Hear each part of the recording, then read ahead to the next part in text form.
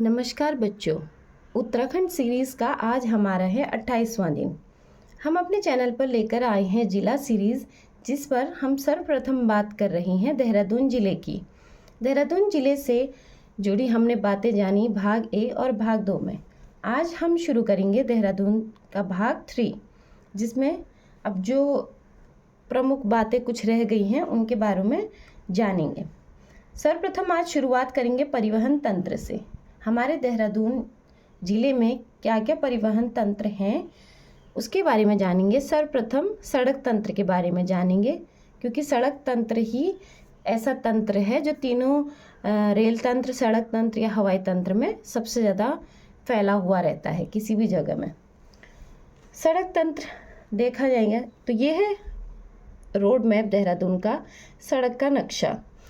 यहाँ पर आपको दिखाए गए हैं, दर्शाए गए हैं कुछ प्रमुख हाईवे जो देहरादून ज़िले से होकर गुजरते हैं। सबसे ऊपर दिख रहा है नेशनल हाईवे 707A। ये कवर करता है त्यूनी, चक्राता, बेदियाना, मसूरी, टिहरी वाली एरिया। ये 707A हमारी जो एरिया कवर कर रहा है उसके अंदर आता है त्यूनी, चक्राता, भेदियाना हो गया, इसके बाद मसूरी, और फिर ये चला जाता है टिहरी की तरफ। ये कर रही हूँ मैं बात नेशनल हाईवे 707A की। इसके बाद आपको यहाँ पर दिख रहा होगा नेशनल हाईवे 707। ये कवर करता है मीनस त्यूनी वाली एरिया को। ये हिमाचल प्रदेश से आती है हाईवे, मीनस त्यूनी के एरिया पे चल के फिर दोबारा से हिमाचल प्रदेश की ओर चली जाती है। इसके बाद बात करेंगे नेशनल हाईवे 507 की। तो ये जो एरिया कवर कर रही है बच्चों वो है विकास नगर कालसी बरकोट वाली एरिया कवर करती है नेशनल हाईवे 507। इसके बाद जो नेक्स्ट हाईवे हम देखेंगे वो है नेशनल हाईवे 7। नेशनल हाईवे 7 विकास नगर, देहरादून और ऋषिकेश वाली एरिया को कवर करती है। ये देखिए विकास नगर, ये देहरादून, और ये चलती हुई आई ऋषिकेश की तरफ। ऋषिकेश में वहीं एक और हाईवे आपको दिख रहा होगा नेशनल हाईवे 34। ये देहरादून ज़िले का थोड़ा सा एरिया ऋषिकेश वाली एरिया को कवर करती है। इसके अतिरिक्त एक और हाईवे जो देहरादून के पास है ये है नेशनल हाईवे 307। ये देहरादून से उत्तर प्रदेश की तरफ को जाती है। तो प्रमुख जो नेशनल हाईवे अगर पूछे देहरादून ज़िले में कौन से हैं, national highway 707A, national highway 707, national highway 507, national highway 7, national highway 307 और नेशनल हाईवे 34। इस बात का ध्यान रखेंगे। अब दूसरे परिवहन तंत्र पे आएंगे, रेल तंत्र के बारे में। तो रेल तंत्र हमारे राज्य के 6 जिलों में विस्तृत है। सर्वाधिक जो रेल तंत्र है वो हरिद्वार में है और सबसे कम जो है वो पौड़ी गढ़वाल में है। जो हमारा देहरादून है इस पर भी पहाड़ी एरिया बहुत ज़्यादा है, दून घाटी में बसा है हमारा देहरादून। तो यहाँ पे सिर्फ मैदानी क्षेत्रों में ही हमको क्या है रेल तंत्र देखने को मिलता है। तो इस पे आप एक पॉइंट ये याद रखेंगे कि हाँ, देहरादून ज़िले में भी जो रेल यात्रा है वो उपलब्ध है। इसके अलावा हवाई तंत्र की बात करूँगी तो हमारे पूरे राज्य का जो सबसे प्रमुख हवाई अड्डा है जौलीग्रांट हवाई अड्डा या दून हवाई अड्डा देहरादून में स्थित है। तो जो हवाई तंत्र का सबसे प्रमुख हवाई अड्डा, इसको तो आप नोट कर लीजिए, अपने दिमाग में छाप लीजिए, जौलीग्रांट हवाई अड्डा। ये हमारे राज्य का और देहरादून ज़िले दोनों का ही सबसे प्रमुख हवाई अड्डा है। तो हमने तीनों परिवहन तंत्रों की बात कर ली, सड़क तंत्र की बात कर ली और रेल तंत्र की बात कर ली और हवाई तंत्र की बात कर ली। ये एकमात्र हवाई अड्डा है हमारे देहरादून ज़िले में। अब इसके बाद हम बात करेंगे देहरादून के प्रमुख स्थलों के बारे में। हमारे देहरादून अपने प्रमुख स्थलों के लिए भी जाना जाता है। सर्वप्रथम आता है पर्वतों की रानी मसूरी। यह 2005 मीटर की ऊंचाई पर लगभग 65 वर्ग किलोमीटर क्षेत्र में फैला हुआ है। और मसूरी शहर के जो वास्तविक संस्थापक थे वो कैप्टन यंग थे। 1825 में इन्होंने मसूरी की खोज करी थी। कैप्टन यंग जो संस्थापक थे मसूरी शहर के, इस बात का आप ध्यान रखिए। जो जो मैंने हाईलाइट करके रखा है ग्रीन हाईलाइटर से, उसको तो आप एकदम कहीं पर नोट करके लिख लीजिए। मसूरी को गंगोत्री यमुनोत्री के मंदिरों का प्रवेश द्वार भी बोला जाता है। यह प्रश्न पूछा गया है। इसके अतिरिक्त सबसे ऊंची चोटी जो मसूरी की है वो है गनहिल पहाड़ी। गनहिल पहाड़ी मसूरी की सर्वाधिक ऊंची चोटी है। 1843 में मसूरी पुस्तकालय समिति का गठन किया गया।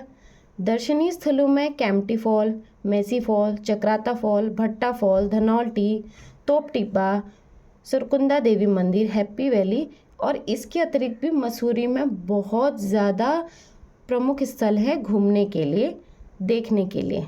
ठीक है, तो मसूरी सर्वप्रथम सबसे प्रमुख स्थल है हमारे देहरादून जिले का।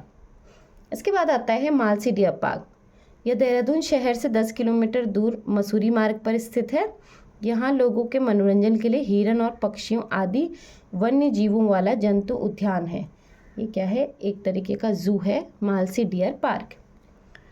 टपकेश्वर महादेव मंदिर, यह देहरादून शहर से लगभग 6 किलोमीटर दूर दक्षिण पश्चिम में तमसा नदी के तट पर स्थित शिव मंदिर है। तो परीक्षा में पूछा हुआ है टपकेश्वर मंदिर किस नदी के किनारे स्थित है। परीक्षाओं में प्रश्न पूछने का जो तरीका है वो कुछ इसी तरीके का हो गया है। वो आपसे डायरेक्ट नहीं पूछेगा कि टपकेश्वर महादेव मंदिर कहाँ पर स्थित है, या वो पूछेगा कि टपकेश्वर मंदिर किस भगवान के लिए बना हुआ है, या ये किस नदी के तट पर स्थित है, यहाँ की मुख्य बात क्या है। तो आप सिर्फ नाम पढ़कर काम चलेगा, अब वो वाला समय चला गया है। तो टपकेश्वर महादेव मंदिर तमसा नदी के तट पर स्थित है और ये एक प्रमुख शिव मंदिर है या प्रसिद्ध शिव मंदिर है देहरादून जिले का। गुच्चू पानी, देहरादून से करीब 8 किलोमीटर दूर पहाड़ों से आच्छादित रोबस गुफाएं हैं जो गुच्चू पानी के नाम से विख्यात है। ये नेचुरली 2 चट्टानें हैं जो आपस में एकदम मिली हुई हैं और जिसके बीच से क्या है, एक नेचुरल पानी बहता है। नेचुरली बनी हुई रोबस गुफाएं हैं जो घूमने के लिए बहुत ज़्यादा प्रसिद्ध हैं गुच्चू पानी के नाम से। चंद्रबनी, महर्षि गौतम ने इस स्थान पर अपनी सहधर्मिणी अहिल्या एवं पुत्री अंजनी के साथ लगभग 12 वर्ष तक तपस्या की थी। यहाँ गौतमी कुंड है जिसमें लोग पवित्र स्नान करते हैं। तो चंद्रबनी से रिलेटेड आपको बात सिर्फ याद रखनी है कि यहाँ पे महर्षि गौतम, अहिल्या और उनकी पुत्री अंजनी के साथ यहाँ पे 12 वर्ष की तपस्या करी थी। तो पूछ सकता है कि चंद्रबनी किससे जुड़ा हुआ है, चंद्रबनी जो स्थल है वो किन महर्षि जी से जुड़ा हुआ है, तो आपको ये बात पता होनी चाहिए। सहस्त्रधारा, गंधक युक्त जल वाला यह प्राकृतिक स्थल पर्यटकों के लिए आकर्षण का केंद्र है।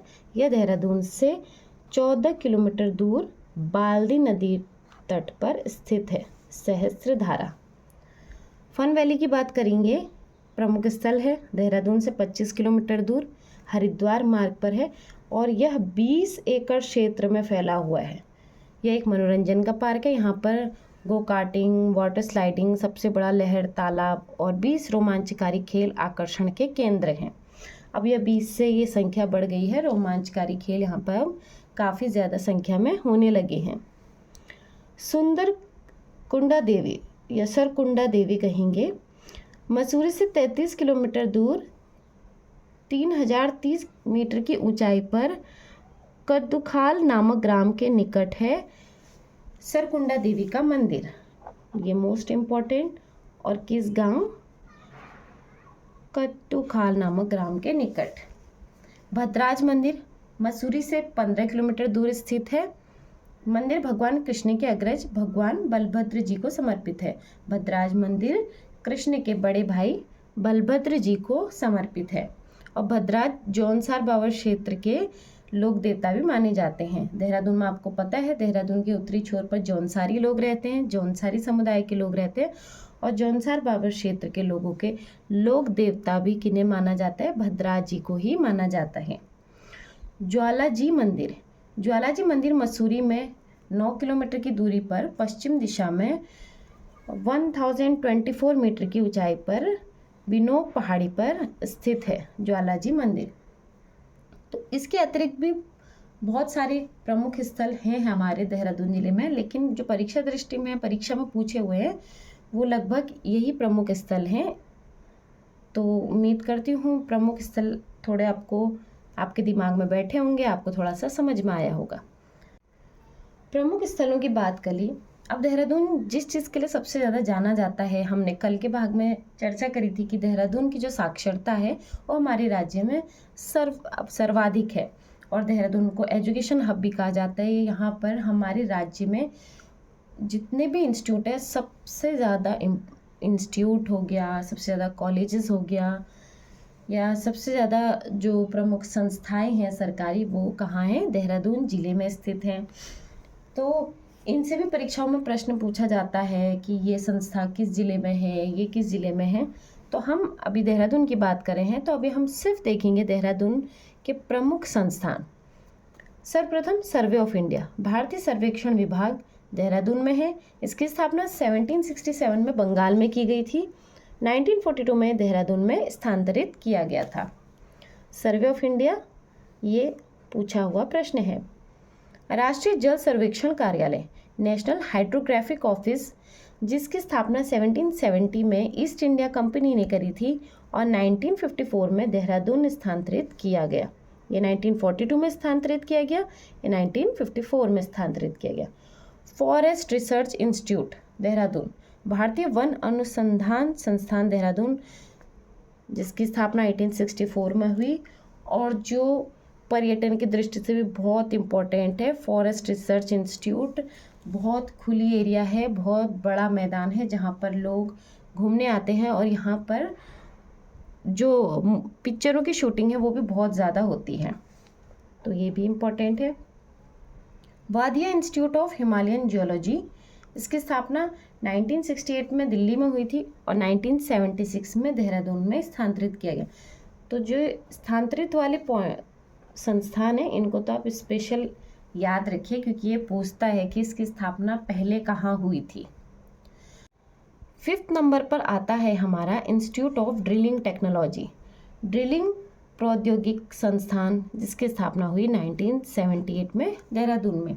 आपको सिर्फ संस्था का नाम याद रखना है और स्थापना किस वर्ष हुई और किस जिले में हुई, क्योंकि जैसे जैसे कंपटीशन का स्तर बढ़ रहा है वो आपको ये मैच द फॉलोइंग में भी दे सकता है कि स्थापना किस वर्ष हुई मैच करो या किस जिले में हुई मैच करो। तो एक ही पॉइंट्स को थोड़ा सा अपने दिमाग में बिठा के रखिए। 6 नंबर पर आता है हमारा oil and natural gas corporation ONGC, जिसकी स्थापना 1956 में हुई। ये पूछा हुआ प्रश्न है। और 1997 में ONGC को नवरत्न कंपनी में शामिल किया गया। 2010 में ONGC को भारत की महारत्न कंपनी का दर्जा प्राप्त हुआ है। ठीक है, यहाँ तक समझ में आया। इसके अतिरिक्त जो प्रमुख संस्थान हैं वो है wild life institute of India, भारतीय वन जीव संस्थान, इसकी स्थापना 1982 में हुई है। ये भी पूछा हुआ प्रश्न है। इसके अतिरिक्त उच्च शिक्षा के राष्ट्रीय स्तर संस्थान सर्वप्रथम आता है इंडियन मिलिट्री अकादमी IMA, जिसकी स्थापना हुई 1 अक्टूबर 1932 को और इसका आदर्श वाक्य क्या है? वीरता और बुद्धि। वीरता और बुद्धि क्या है? IMA का आदर्श वाक्य है। तो ये भी पूछ सकता है और कब स्थापना हुई ये भी पूछ सकता है। इसके अतिरिक्त इंदिरा गांधी राष्ट्रीय फॉरेस्ट अकादमी, जिसकी स्थापना हुई 1987 में, ये नोट कर लीजिए। और ये मैंने आज क्लास के सबसे स्टार्टिंग में आपको परिवहन तंत्र से ही शुरू किया था।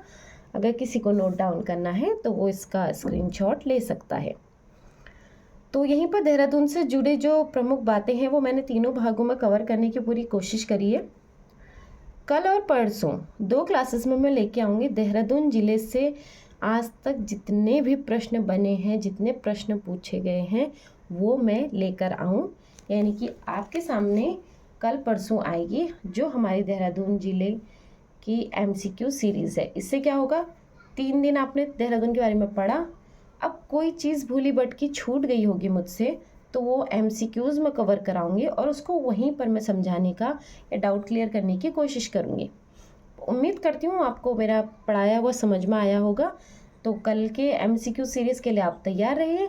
मेरी आज की, कल की और परसों की तीनों क्लासेस देखिए ताकि आपका जो कल का देहरादून ज़िले से रिलेटेड MCQs का मैं वीडियो लेकर आऊँगी तो आप उसमें स्वयं अधिक से अधिक प्रश्न हल कर सकें। इसी के साथ वीडियो को आज के समाप्त करते हैं। बहुत बहुत धन्यवाद।